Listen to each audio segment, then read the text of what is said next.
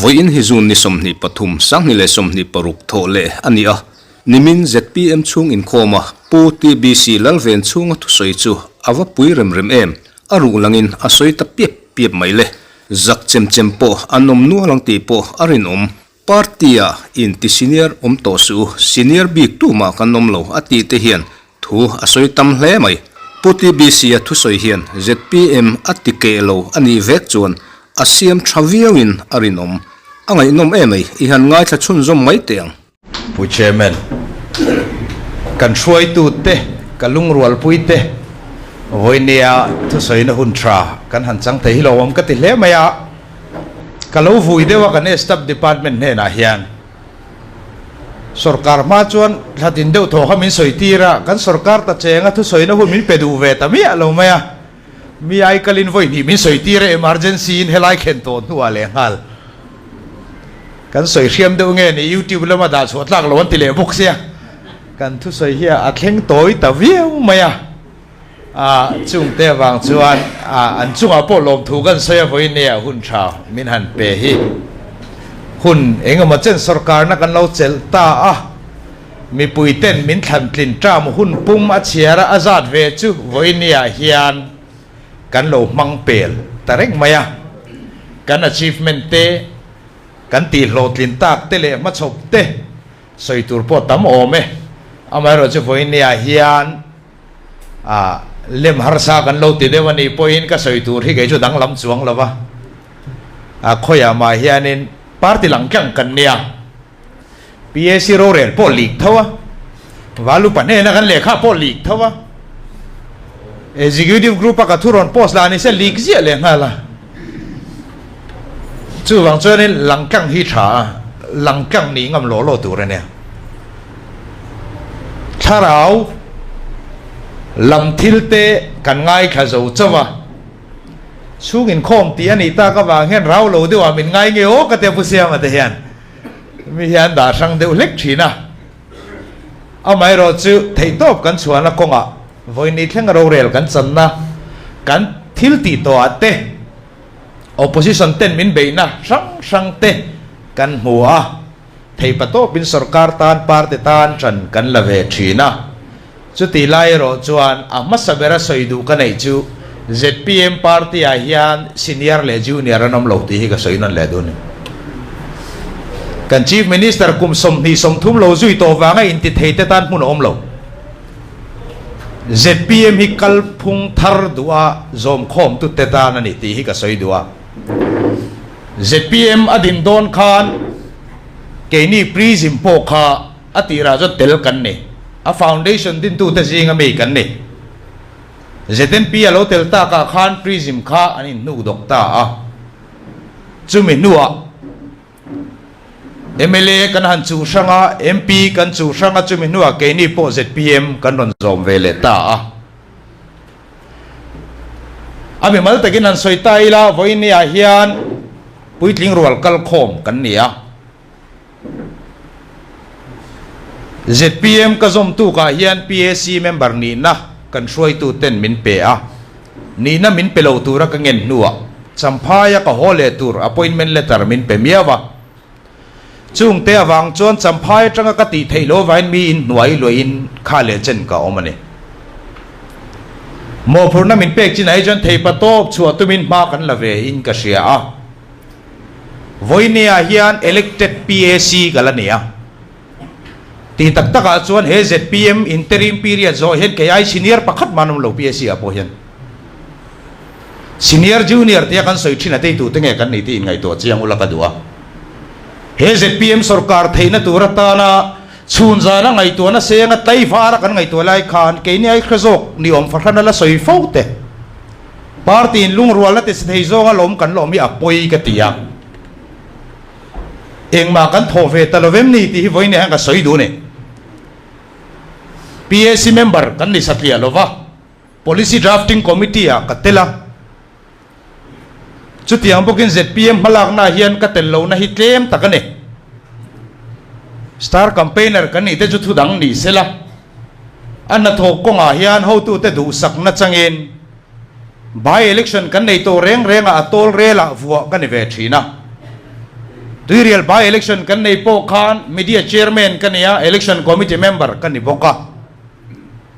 maro autonomous district council kan va thana ZPM block po nei lo unit chu soilo district headquarter mi pasari elect kan va chon chai lai election chairman kha kan ya LMC khatiang khoba beidonga kan ron holaya election chairman chu keima kan ya tun general election in khan kan nei lai po khan atira tanga top thenga election committee om chun kan ya fundraising a ka oma kha chen in khan kan ma chon na khan tunge sum tho lo ti hi a list kala nei ve kan nei voini hen ka soi du tlat suma tho nem ten han te kan thani in luam an po tho lo te voinia sarkar kan ni veta ka wanga beise na nei lian te voini hen zak ula ka du ne heram siam that na tura kha le chen kanin pek na kan soi thina mi pui ma kan soi kha do ta ni lo chumi kan ti lo tlin thelo ni ne chon ZPM a tangin ke chu ka tel lawang ti ka soi kha voini ka soi non le lui ngat du ne enge chan kan kal chho zela voini chon junior ni kan hlota sang ni som ni pakhata chan mari wai me hola in mu khom na oma khami awang khan disciplinary action committee in min ko to in soifia na hun kanei to sang ni som ni pathum in than dona in than thakhat chi alomin min hek na wangin elected OB te so cause notice ka campaign lai min ko honga ka in soifia to boka ma se voin ni anti party che tam takhi PAC member ni chuin khade khan min tingama kani na min li sak tu man malak nei ka sia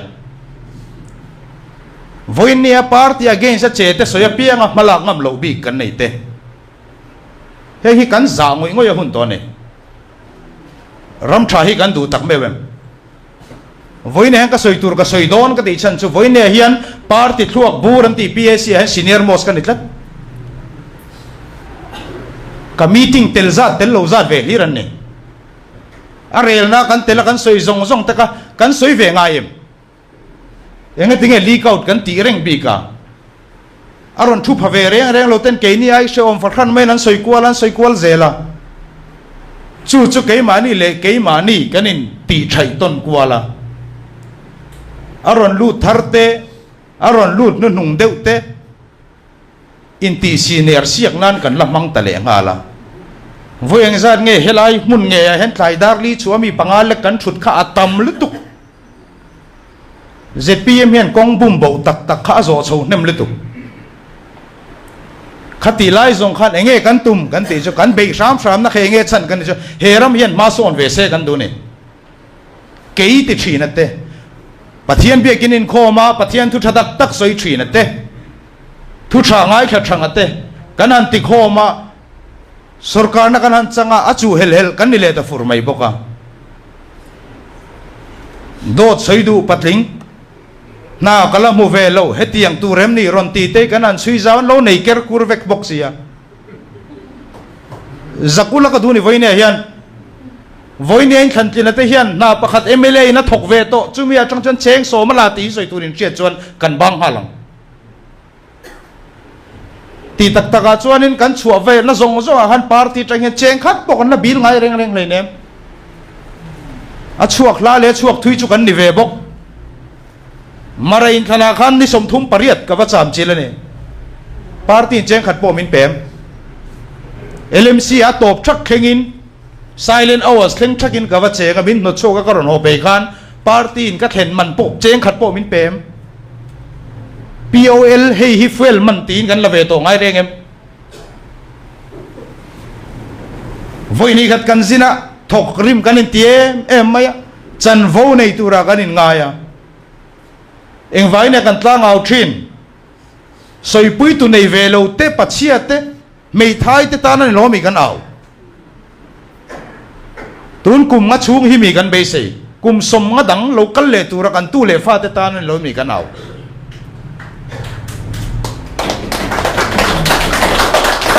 in tuai thar kan mamo MLA te kanin toy thara tu evangelism ani meron thilfia kan mo lo pathian in fin na min pe thu dik ngai nat na min pe chumi ti du lo tan khana ba pian thar thu thailo dik na po tran ngam lo kan ni chung chon khoya ma khan tu wengang miro pui pon min thilfia se la khoya ma kan piang thar don chung lo kan ni tin nuna pathian mela lang reng em kan na tho na hian mi zong zong ava ti lom thailo pathian thu zoi ka soi ve don lo voi ni chu mi ti thin rim tam tak kan neng a tul ke tani ram kan siam thadu si chuan chu ta chuan pu chuam nei tum te mel khia tha nei tum bik te kan va huai huaya kan shelo om ani maya ama ra chu kan khe chiang lutu ZPM kan sarkar ma po kan sarkar development hi mun thuta va enfiale FIR kan nga lutu eng wangin ngerin lian sailo khan in tun anticipatory belalak tunge petu he ZPM sarkar pian nan nilo mi puisum ei rutu te hi ma kan mang thau khan kan nga mangai kan in soyang kan ni chon si lo chon nge hlok na sarkar thut vereng hi mane nu pui fanau te kalsanin chun zanin ina zinga tengin min bo ma enge kan hlok ve na tu e mo wat ti lo ma tu pol pol e mo wat chai kwal ti vel te ban sana hun to MZPMSU ti vel va in tu ma kan sarkar lo za za in voi ne ka soi chiangam lo va beton to su tu man kan ma mo lo kan ti dik lo ni chu nan thei tok len thiam tok len duang tok in ti ro se kan dik ngam tu ra ni chu tiang ani si lo wa tu te mo tran pui na kan va zom chuk to par ti chung bo ruak tu e mo kan khil chua zel si te chu neng tin nge ni yang mi pakha du dani na kallo collective leadership kan ti ro kan khresu ala thil eng ki mai in ron tu ra ni lo thu tluk na thu pek pengam kan ma mo to voi ne hian sual kan ngai ani sual chumi kan ti ngam chuan lowa ti thei ve ni o mai sia kan tam lu tuk chung chung kan boi tol tolang sarkar le po ni le engram mai kan theng don lo re eng ma ti ve thei lo tu ra sarkar tel reng khai nge tang kai na mi puin be sei nan nei voi ne hian chu be sei na ti tham ral tu chu kan niang te ka lawa kai ngai tu na sa khop maya nizan masa tangin mumang lovin le ka bu sang sang ka chiara ka keu ko la ka zia ka amai ro chu chulin ka selem lo abu lai kir leng u itile le nga mangu enga tinge he sarkar hi ka siamani tingam tur khopa thok rim in ti te hianin enga tinge mi pui nen thleng tur chu parti chanai ve lom te kan lo te kan thorim ra lom te kan lo te kan thorim ra la ta thewile in changa nge kan party wa karte yan chanin nei chiang em chu kan du zo ani thil thale diklo po soilang ngam to lo khobin voine local khom ten kan party policy kha voi khatal chiar chuak le deu kum ni le chan ve kan liam to eng chin hinge kan ti lo tin kan ti lo tu ri kan ti treu to kan soi reng lo hi malak ma sa kan nei treu to huaisen tu ra kan in zet tir na te sarkar na thok ten he raman ti che je hi politician chawan ne lo tia kan soi na zong kha voine je sarkar na thok thu nuaya kanom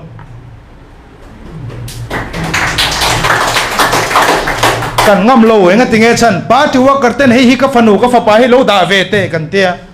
chumi chu lo du sak ve te kan ti chung chon dik lo kan ti chon official in min ngam sar to mai ni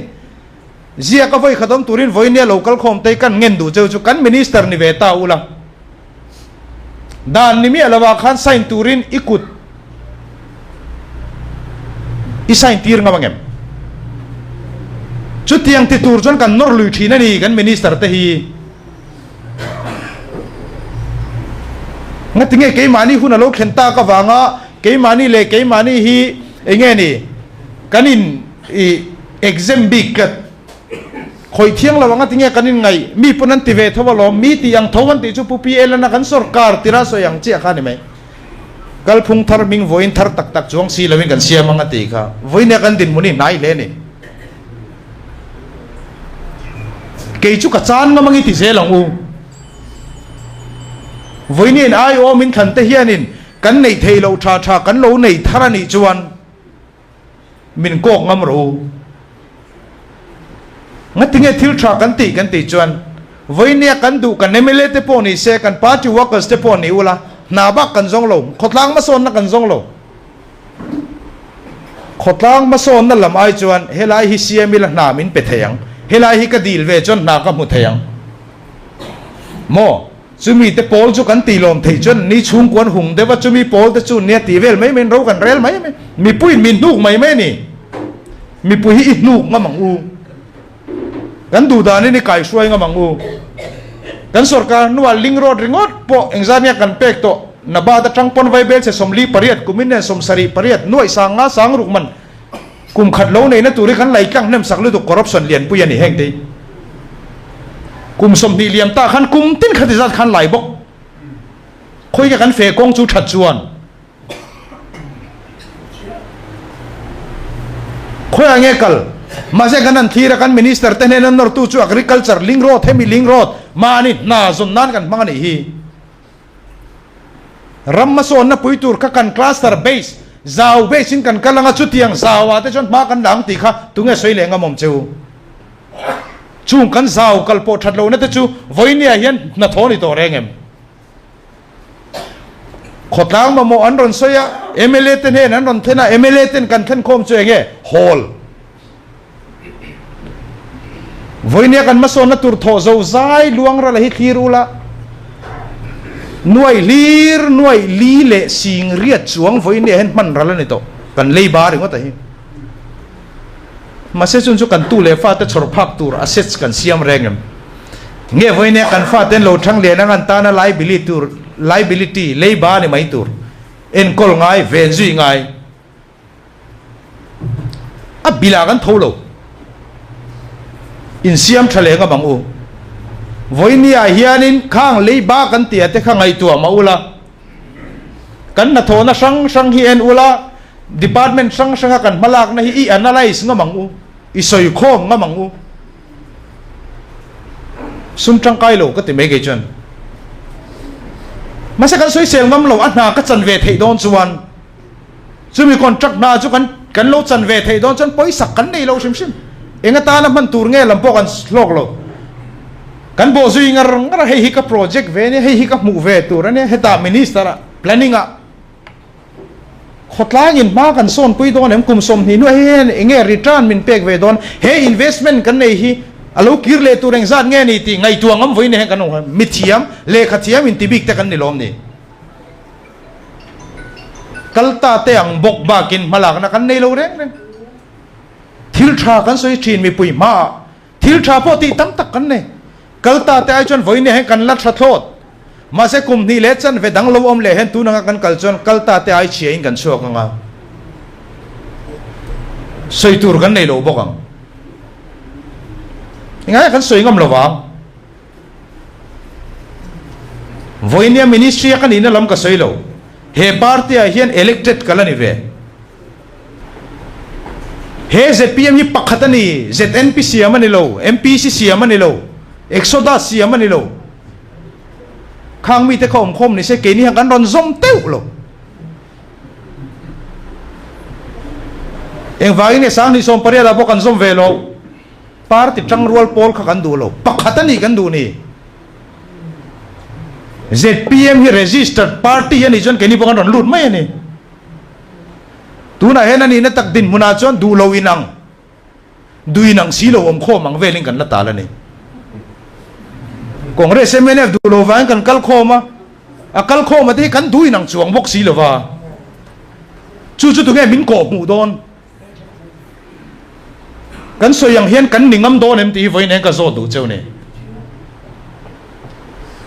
kan duinan miau si lo chuan enga nge li kaut lo te lu lang kan ro rel na kan lung rual miau si lo chuan enga nge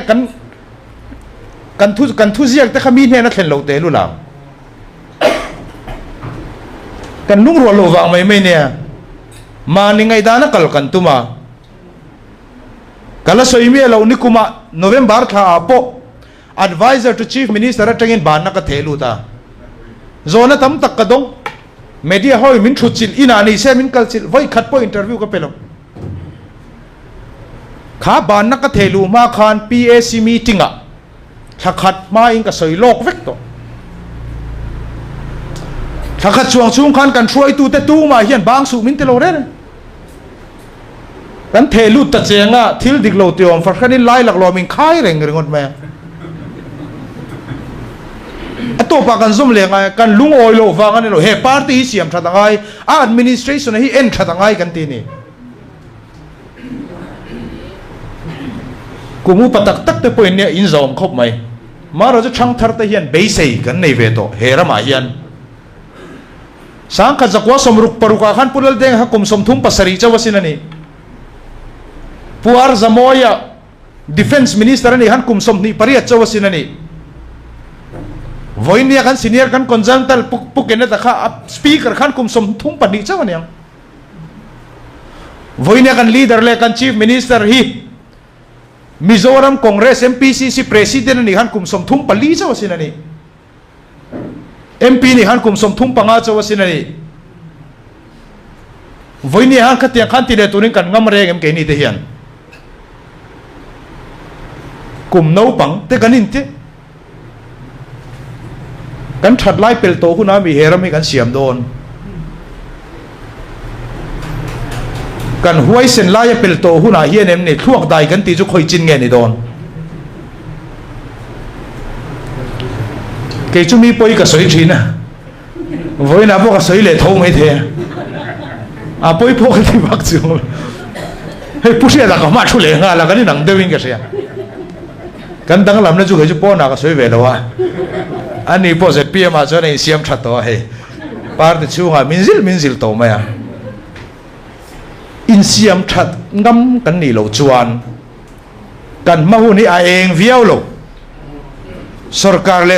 เราฮิจันขัดทิลถูเล็กันนี่น่ะเบสจูมิงชัดดูไตละเอเมเลกันเนี่ย press release แต่กันเสียมังกันน่ะโทษแต่กันตาลังช่วยยังช่วยจูโลวันนี้ทั้งชัดลักตัวกัน chief minister เลยminister เต้นนี่กันไอโอเต้นนี่จูเต้นมิงชัดตันมิงมวยข้างกันมวยเว้นนี่ไหมเฮ้ตมานี่ไงดานะเราตีกวลเสียมแต่ฮิจูเลี้ยมโลเอเมเลเด็กขี้ตาจุดตาจวนละติดชาติอินตีเด็กจังไก่น่าในโลมินฟุยปอร์ไม่มีทิ้งจูอาทิตย์เดียววันนี้ตูมันนี่ health minister พวกข้าhealth minister ตัวประมาณเด็กขจวนดำโดยฮิกระโจไม่นี่ติงเองเนี่ยอินบอลทิตย์เดียวไม่เนี่ยมิทิ้งฮีมินบอลลังเซลิงกันน้องมั้งมินบอลอาร์ไว้จวนตัวตัวจูอินนี่เวทองเกนี่เจ้ากันนี่โดนเงี้ยเราเนี่ยอินฟักกันวักเตทิลนี่พุ่งสวยงามโลกขบกันโดยเจ็บคุณอาจวนนี่นะจันโวเราเร่งกันอมจินอาจวน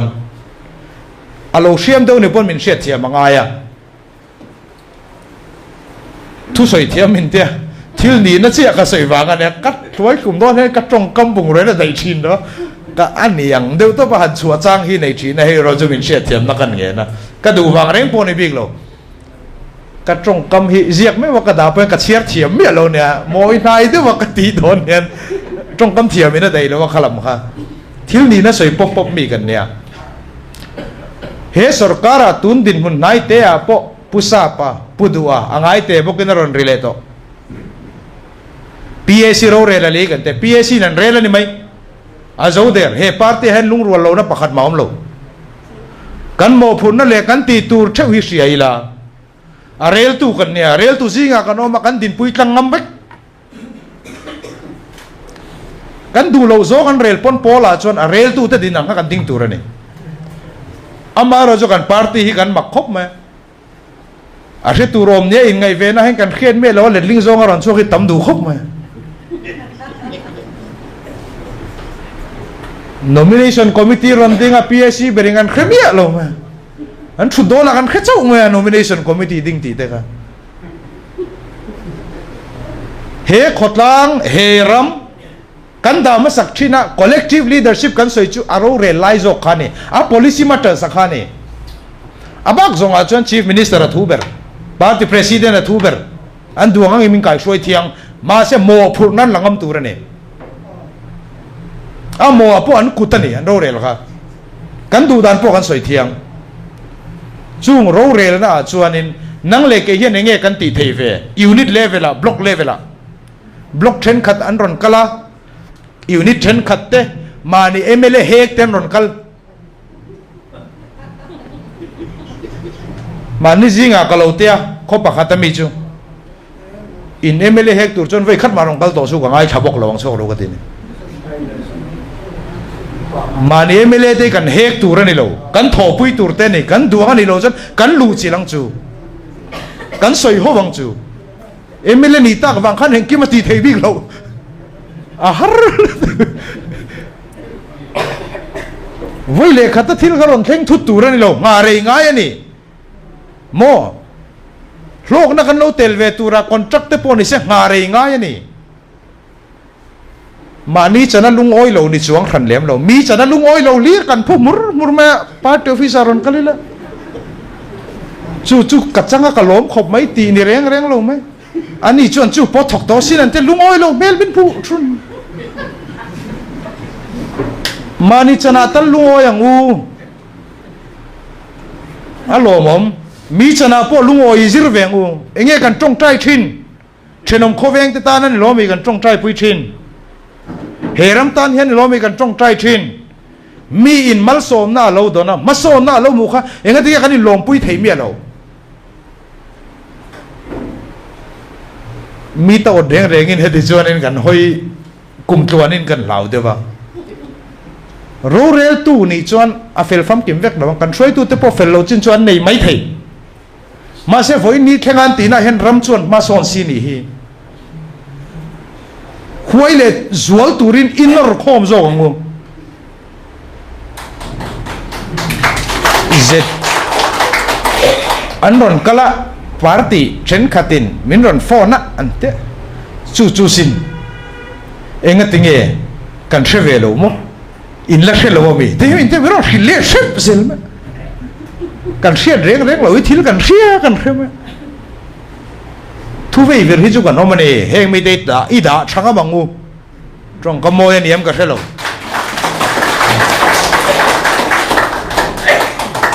a mun lo min ti le takin kan throi tu te hen om vek hei ba ka mun hi ge jong ka thelo mun da ka soi ve ngai lo kan party workers te zom tak te ka ngen du cheu chu heram hian kum som nga eng mel mang nge put don chu mit khang amang u chu tiang tu jon kan throi tu te hen vision an neng ti ring amang u an malak na hen a tuar tu kan omang midang po no mang alo vui pui tu ni lova mo alo in sui rem tu ni tu mangu ti voi ne ka thu pui ani min soi reng don fam kim kanom lo ke po ka suak zo chawanga min ti le khep don ti jo ka re thoma se poi ka te wak chong lo thil kan soi hian kan ril ru takhi soi mai la ril ru lo soi hi om je nei lo email che si min ti pon huat vak ngai naom lo wa thil li na soi hian huat tak thei lo re aru kin mane kan thin rim mai nia wa huat viau tum jan ni na ni tlata adik na nia maro chu kanin fak pora kanin fui pora a lema kanin ti hian do ta ni ti khet le si hen in huat na du khop mai adera nun lem hi ban sana hun to chu tiang bokin thu dik tran ngam lo tur khopa in ma ading te hi kan omin ka ring big lo thu in mu lo tam tak om fo bang unit level a pom block level a pom zo nu phe tam lu tu wa to mi ala ne zo nu phe tam du lu tu party ta ngai ren rol de wan ron soi phei chuan tak tak mo ta kan phul hui zel me a then phei chu sil da huam kha kan om ania kan block president lo nui ring view le nga le he te ro no ma MLA te kan fam kim lo kan block te kan unit te ne na kan tina kan in tilom lo fo wang amai ro chu ke ma ni zo ka hian voi ne hen in tuai thar nai mang le teng u ZPM ni hi to heram siam thatu ni hi ato chu ta chuan kan chan vote kan ti dik lo fo chuan office no seat a leak out kan an te kan han NG kan an chuya RTI chuti mek lai ro chuan kan minister te an huai theina tur chuan dik lo kong ti lo turin i tran pui an ngai ding ma mangu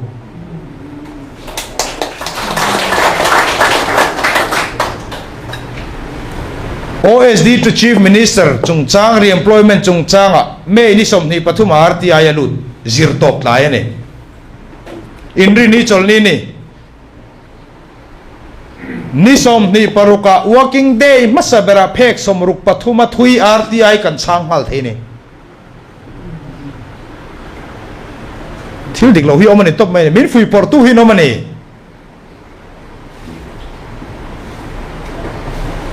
kan in lung ruala ya in lung rual lo du hi chu no mani ma se kan throi tu te chu tiang khoba an om lo voinian nunga kan din tlat san hi enge kan ti chuan dik lo an ti chuan a top theng kan do bok kan tran mol top lo nang ni pon min tran mol top su ka ti kha voi tam tak he party hian wrong decision po asiam ve to kan phak to ka advisor kan ni na ngei point hei hi chu ken ko lo wa tha ka ti nuwa kan boi zia hi ka ril ro ka ngai to thum ni kan boi to party thu oi ka kan to lo party min control to lo finance department chon chu ti za tan ti revenue department in chu ti za chun flot len pu ta kha te chu om lo mai lan ti don thau sarkar ya kal phung ane sum khati zan manral ani don chuan ati tu ra khanom tho tho ma se chung thil ti te chu dik taka man ani em lang kang ani em an na thote voinia hian kan bial thewa hong u tunge thok tu hi izo chuak ngamang u an DPR kha kan vat en ve ngai lo kan thiam kher lawang in plan and program khoi mo calendar ron la te u ti ula voinia an zo chin tur zong hi contractor hian an pevek chumi kha chung chun heti za dan zo tur ni chumi kha zun heti za dan zo tu ni chumi ti lo chu i warning i penga mang u voi ne hian chu tiang kan tingam lo zen heram yang tin kan siam thatang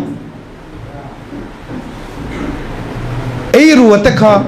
kan han nor tom to ka mo ai kala top kan lom office kal hun biadik kan lom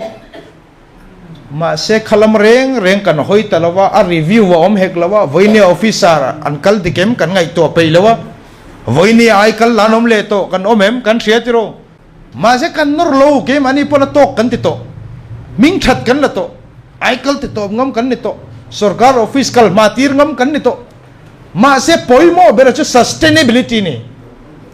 chu dai reile tlo zo system kan siam rengem kaka kan policy in ziak zo kane chumi ti tur chon voine in ma thu te hi anor kal ngai vek in nor ho ton vek tur kan ni chu kan mang ngil ni nia tiro chen khat te chu contractor noi som ni mana mo jan part office po kal man to mang lo kan sarkari ni nge ti phe chu kan ngai to lo sim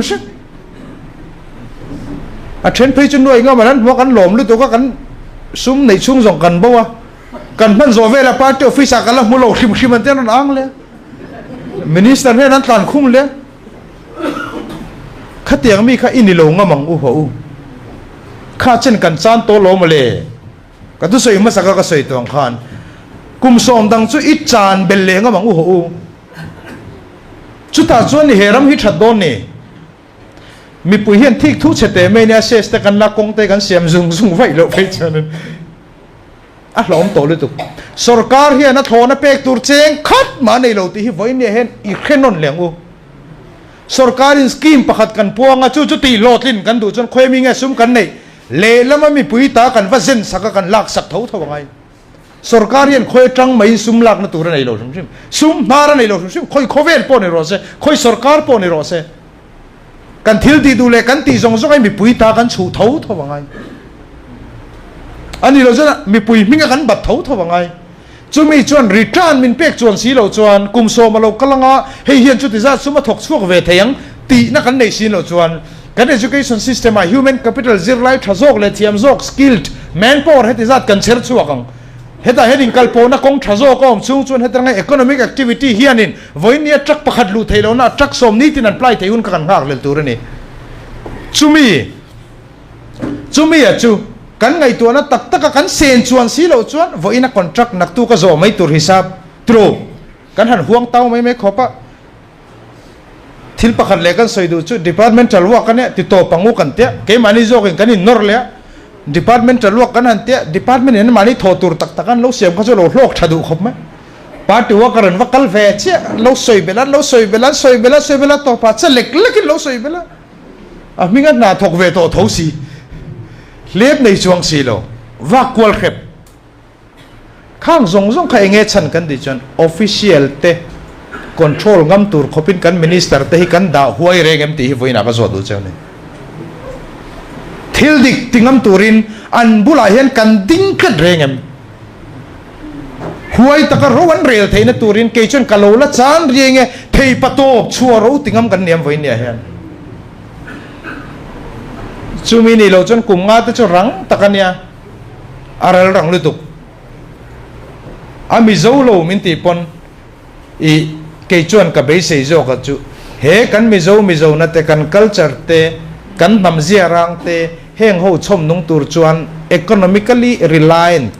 ke mani ei le bara kan in to del photangai ku do hoi san thelo khoi level ama BJP NDA nga tinga kanti an blessing kama mo ne kan in share wangani amai ro chu voine kan project zong hi lo thir ma ula kan duai tam sum kan mu ka ti fo hi kan thok lei theilo kung khata zo tur zo hi za som po om lo za som po za panga po kan zo lo kum ni le chan ve chung hian enge chan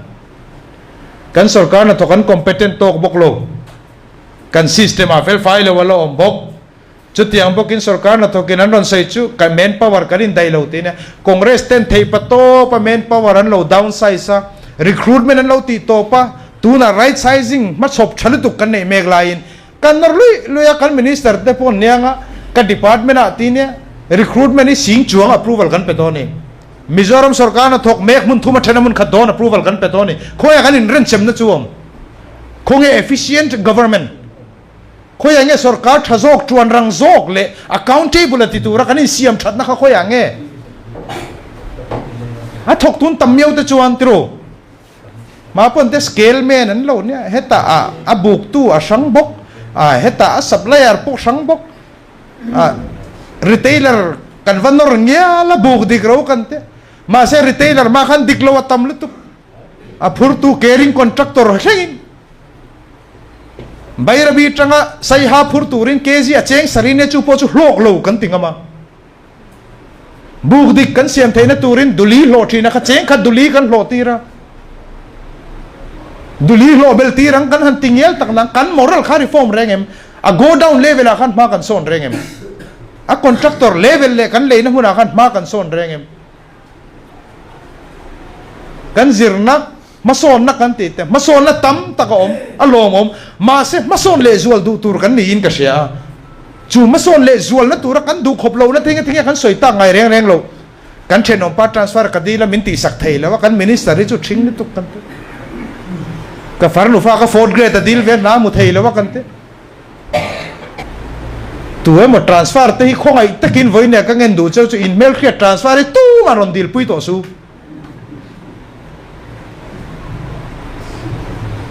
ke chu ka ipte aka du to kan minister de boy ka pengai lo sarkar na thok du ani chung chuan a ti na pi akal tur chu khrem masak ber tur ne rat me ne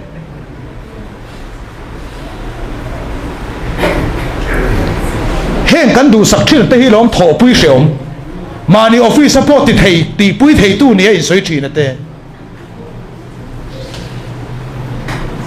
heng system te heng kan minister te kan pui lo chuan an mi tan huaisen har tu kan vanor zui puya min pek tam tak omang kan ti kan zui chu om khang kan block te kan hui dan ti chu kan peve ma se a thei lo an ti chuan nor lo tur kan nor ngai don bok lo he hi lo mi kal phung thar te kan lo be se thina ka amara chu mi pon an ti lo MNF a po chu ne kan han te tro contract noi sang khat noi sang ni man ta ka kan mu te to MNF pa na thok kan te executive group a te ron po sa kan ZPM pa hi noi sang ni thok thei ban han phar theu kan ti thei mi a lo pa thok kan tum ta system thasia mi kan la deu kan ram mason na tur tak takin voi ne tang rual lengu rem na siam tu ni angu kan throi tu tele ke mani in kar soi por thina te nuam ti hi ati top tu ni angu tu emo se ava be kwal lovin kan throi tu te chu di chuan an ne an ti dik lo kan dik vek lo tu ma kan minister te bon dik vek lo bang mi khing kan ni perfection a kha kan va zong ani lo ma se better a thazo ka kan tu ra ni ya voin kan din huna tanga thazok le zel ha kan tur ania chumi kan na konga chuan kan din huna phe huna chuan kan zo der ani me vadam than chu la tu ke chu he le hi ke en reng me kan tu le fa te ve dan turte an khovel turte eng hingen ron then pu yang ti hi ka fa te phe chu pol khat pon na zir lo ni kan la voi pui ve lo ma kha khove la kha i en zo kang u ho Christian hi zo kan fel khop maya mi so le ngang po ni la thi do na kan pian thar man chon van ra ma kan in hlang kai maya a ma zo kan nei ru khapoi kan savak lo sual kan hua ati sual tu kan hongam bok si lawa chu wanga ngai dam le thin kan ni ati sual tu a hi kan bible in ati sual tu ne na sual ka huat tur ti lai khan le ling zo kan in zirtir ta ati sual tu po huat tur mi sual le thil ti sual tu kan huat ngam ma chuan kong dik kan zo lawang chu su voi ni a hianin ngai tu na thar nei turin ka han ngen du chewa soi tur tam takalo mang kan fam kim vek lo voi nei ma thu te ka soi kha bul ka tan na senior junior ti tong kam te heng ang chi te hi a thaber lo kan contribution ni va chuan tla kan ni lo mi pakhat vai khovel hi vir lo kan zawaya kan chuan lui wanga vir thei chaw ni chu wangin tho ho na tha kan mamo a voi ni hen kan tho ho na thalo ni re lo ma se a that lo na chan ber ne ka khiat tak chu liadin contract pani mo ke chon pakhat chaw kala mo atlem bi ka tivel mai kha system ka kalpel nga mangu ho kan fa te zirna tha sum sen le lien ngai lova kan eizon na mga kan chom ve thei huna kan dam mo ritlan na huna dam do in chang ka inen kol na tha kan don ve thei huna kan motor chang kang nei te a tai rod le spring end te kan tau ke lo thei na tura kong thamam chunga eizon na kan thai thar te kan phur chua ve thei huna ara tel tu kan ni vek don kan man mo lu tu deu voinia immediate relief atun thuta tel kan tum na ri i pai nga mangu kum som panga jong kan tele me mang kan fa te chon an ron tele me mang eng po ni sela mabak kan la ne ya kum ni le chan vedang sarkar na hun kan la nei kan minister te kan shoi tu te kan party shoi tu te tha ti chak tu ni turin mani ham hai tum kan lo om ani poin ham hai thin kan lo om ani poin in enfia le na ni mangila voinia min zero kan ti fo kala soingam kan eiru lo eiruk chu soi lo sarkar sum le pa atang hian cheng khat po kan thok lawang ka ti kha emile tian contract thok ve leng tin soi to ang kan chan pu la ni ti ve tai la hei chu ka hau te ti ve leng tin ne niang a om ang hi chu kan worker te tan ve kan kan ti ve vek ni midang tan kan ti lo ka chung ten khoya mo na lo thok se jang kan tong ngam to na mo sampaya ka unaw te khi eng ma na thok lo ne in puyan oma lo han pe ve ngot ta ila kan minister te kan emile ne ka u te tan te ka biela te tila eng tin nge ni to ang kan ma kan kutzala tla indu sak theina om shim shim hi chu party worker te tan kan tivek voi le khata ro chan min dai lo claim ila nga kila huaisen takin kan shroi tu te an huai le zual theina turin le kan honga kan party policy khai chiar non le theu te ngu eng hinge kan ti to eng he kan lama bak ti hre te ngu kan party policy te atel mi lo te kan ti le thu thin masa kan khelem le lo ba a poi lem lo shroi tu chuan a shroi ngam tu ra ne a mo alangam tu ra ne a chu mo langam shroi tu chu voi ne kan ma mong bokin a nuwa hian rem na siam tu ni chunga an huai sen theina ni tura aban alung phum ni theu turin kan kalna pianga koi de phone kan dong ani point koi ai koi a san to tur lo ti pui hlu alo tur helai level a chu lom kha lom dik lo ti tak tak a de da soi chuak tu hi chu contract mo lo lungoi lon ni du mi pa ngai na soi sen mak thelo voin ne kan sarkari alakal thari ti sual kan ne ni pon za som ko pa ko alakal thari chu wangin huai taka kan shroi tu tet kal zel theina tura ding het la turing kan gen non le du cheu ani e kalome